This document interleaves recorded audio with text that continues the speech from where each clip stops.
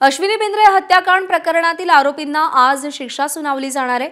पनवेल सत्र न्यायालयामध्ये सकाळी 11 वाजता न्यायमूर्ती के.जी. पालदेवार शिक्षा सुनावणार आहेत। मुख्य आरोपी अभय कुरुंदकर, सह आरोपी महेश फळणीकर आणि कुंदन भंडारी यांना शिक्षा सुनावली जाणार आहे।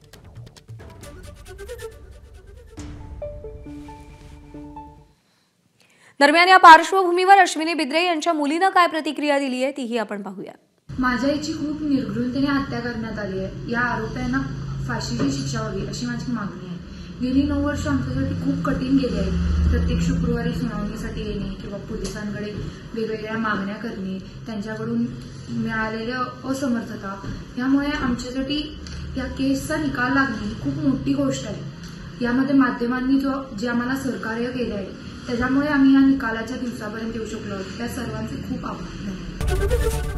एबीपी माझा, उघडा डोळे बघा नीट।